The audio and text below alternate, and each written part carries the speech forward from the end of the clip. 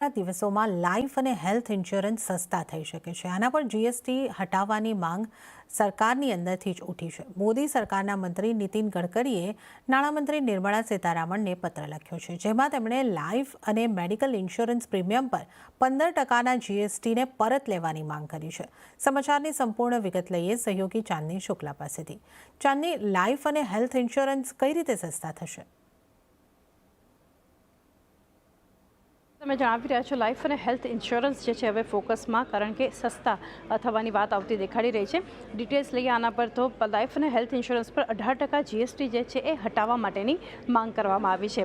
કેન્દ્રીય મંત્રી નીતિન ગડકરીએ નાણામંત્રીને ખાસ આને લઈ અને પત્ર પણ એમણે લખ્યો છે અને લાઈફ સાથે હેલ્થ ઇન્સ્યોરન્સથી જીએસટી હટાવવા માટેની સંપૂર્ણ નાબૂદ કરવા માટેની એમણે માંગ પણ કરી છે। અને ઇન્સ્યોરન્સ પર જીએસટી એટલે જીવનની જે અનિશ્ચિતતા છે એના પર કર લગાવવા જેવી એક વાત છે, અને જેને કારણે શું થઈ રહ્યું છે કે હેલ્થ ઇન્સ્યોરન્સ પર જીએસટીને કારણે જે સિનિયર સિટીઝન છે, મોટી ઉંમરના જે લોકો છે, એમની મુશ્કેલી આપણને વધતી દેખાડી રહી છે। અને પ્રીમિયમ પર 18% જીએસટી સેક્ટરના વિકાસ માટે પણ એક રૂકાવટ છે। એટલે ન માત્ર આપણે જે રીતે વાત કરી રહ્યા છીએ કે મોટી ઉંમરના લોકો માટે મુશ્કેલી વધી છે, પરંતુ ઓવરઓલ સેક્ટરની વાત કરીએ તો એના માટે પણ આ વસ્તુ એક થોડી નેગેટિવ છે। એના માટે થઈ અને આ નિર્ણય લેવાની વાત આવતી દેખાડી રહી છે। અને ઇન્સ્યોરન્સ સેક્ટરનું જે યુનિયન છે, સમગ્ર યુનિયનને મળી અને ત્યારબાદ જે છે નીતિન ગડકરી દ્વારા આ નિર્ણય અને એમણે આ પત્ર લખ્યો છે અને આ એક સ્ટેપ એમના દ્વારા લેવામાં આવ્યું છે। તો જલ્દી જ એના પર આપણને કોઈ નિર્ણય પણ દેખાઈ શકે છે, પરંતુ હાલ પૂરતી જે આપણને વાત આવતી દેખાડી રહી છે, લાઈફ અને હેલ્થ ઇન્સ્યોરન્સ પર જીએસટી 18% જે છે 18% જીએસટી દૂર કરવા માટેની વાત આવતી દેખાડી રહી છે, જેના માટે થઈ અને આ પગલું આપણને દેખાડી રહ્યું છે। જી ચાંદની, આ સમગ્ર વિગતો આપવા બદલ આપનો આભાર। ત્યારે જ નેચરલ ગેસને જીએસટી હેઠળ લાવવા પર સરકાર ચર્ચા કરી રહી છે। સૂત્રો મુજબ ફીડ સ્ટોક હોવાને કારણે નેચરલ ગેસને જીએસટીમાં લાવવું સરળ છે, અને રાજ્યો જે મોટા ગેસના ઉત્પાદક છે તેમાંથી ગુજરાતે જીએસટી માટેની સહેમતિ આપી દીધી છે। વધુ વિગતો સાથે સહયોગી આરતી મહેતા આપણી સાથે જોડાયેલા છે। આરતી, જણાવો શું છે વધુ વિગતો? જે ખાસ કરીને ઘણા ટાઈમથી નેચરલ ગેસને જીએસટી હેઠળ લાવવા પર વિચારો ચાલી રહ્યા છે, પણ હવે કન્ફર્મેશન ન્યૂઝ જે રીતે આપણને સૂત્રો તરફથી મળતા દેખાયા છે, સરકાર પણ તૈયારી કરી રહી છે નેચરલ ગેસને જીએસટી હેઠળ લાવવાની, અને પેટ્રોલિયમ અને નાણામંત્રી વચ્ચે આ માટેની સહમતિ પણ આપણને બનતી દેખાઈ રહી છે। બીજી બાજુ પ્રસ્તાવને ફિટમેન્ટ કમિટીને મોકલવામાં આવ્યો છે, એનું એક ખાસ આ ડેવલપમેન્ટ જે છે તે અહીંયાથી આજના દિવસે આપણને બનતું દેખાયું છે। અને નેચરલ ગેસ પર લગભગ 18% જીએસટી લાવવાની ચર્ચા જે છે તે સરકાર વચ્ચે થઈ રહી છે।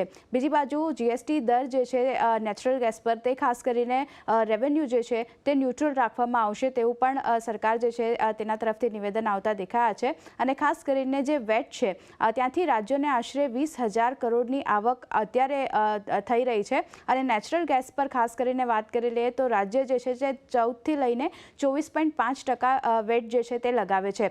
હવે મોટા જે ગેસ ઉત્પાદક રાજ્ય છે જેમાં ગુજરાત છે, એમાં ગુજરાતે નેચરલ ગેસને જીએસટી હેઠળ લાવવા માટે સહમતિ ઓલરેડી આપી દીધી છે, તો અન્ય રાજ્યોની એક કઈ રીતે ત્યાંથી રિએક્શન આવે છે તેના ઉપર નજર રહેશે। પણ ખાસ કરીને જીએસટી કાઉન્સિલની બેઠક જે છે તે હવે ઓગસ્ટના અંતમાં આપણને થતી જોવા મળી શકે છે, તો કઈ રીતે આના ઉપર ચર્ચા થાય છે અને કઈ રીતે નિર્ણય આવે છે તેના ઉપર ખાસ ફોકસ રહેશે। પણ એક નેચરલ ગેસને ખાસ કરીને જીએસટી હેઠળ લાવવાની તૈયારી જે છે તે સરકાર કરી રહી છે અત્યારે। જી આરતી, આ સમગ્ર વિગતો બદલ આપનો આભાર। ત્યારે જ લોકસભામાં આજે ભારતીય એરક્રાફ્ટ બિલ રજૂ કરવામાં આવ્યું છે। આ બિલ એરક્રાફ્ટ એક્ટ 1934ની જગ્યા લેશે। આમાં શું ખાસ હશે તેની વિગતો લઈએ સંવાદદાતા લક્ષ્મણ રોય પાસેથી। લક્ષ્મણજી, ભારતીય एयरक्राफ्ट बिल क्या खास होगा? देखिए, दरअसल इस विधेयक के दो महत्वपूर्ण मायने हैं। सबसे पहली बात यह है कि एक सांकेतिक रूप से काफ़ी महत्वपूर्ण विधेयक है, क्योंकि इस विधेयक के आने के बाद आज़ादी से पहले का जो विधेयक था वो रिप्लेस हो रहा होगा। जो एयरक्राफ्ट एक्ट है 1934 का, उसकी जगह ये विधेयक जो है पास होने के बाद एक्ट के तौर पर काम करेगा। और इसके बाद दूसरी जो सबसे महत्वपूर्ण बात है वो है कि आत्मनिर्भर भारत की योजना हर सेक्टर में तो सफल हो रही है, लेकिन एविएशन सेक्टर में अभी भी इसमें काफ़ी ज़्यादा कुछ पोटेंशियल है, जिसमें अभी आत्मनिर्भरता या फिर मेक इन इंडिया वाली मुहिम शुरू नहीं हो पाई है। तो इस नए विधेयक के पारित होने के बाद आत्मनिर्भर आत्मनिर्भरता की तरफ एविएशन सेक्टर में आगे बढ़ा जा सकेगा।